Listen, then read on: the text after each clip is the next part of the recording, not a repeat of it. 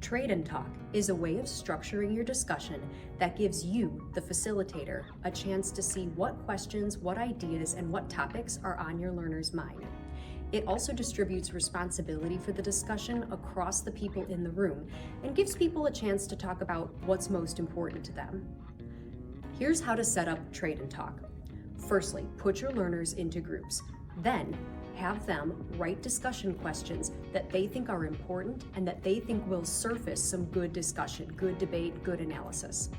Now, each group will rotate, passing its questions along to the next group clockwise. So my group is going to pass my questions over to the next table. And when I receive these questions from my neighbors, my group is going to discuss what our neighbors wrote for us. So now we're discussing questions that other people in the room thought of that they think we should be analyzing or we should be debating.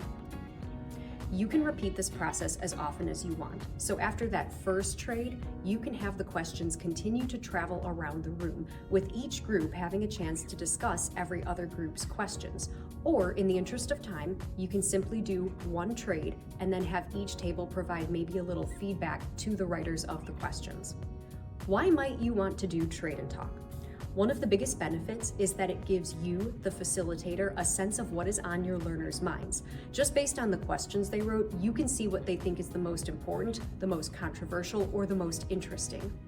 Then, it spreads some responsibility across the room for writing good questions and maintaining good discussion. So remember, you've told learners that they're supposed to write questions that will spark some debate or spark some ideas, and you can see, just based on what people write, what they think is most controversial about a topic.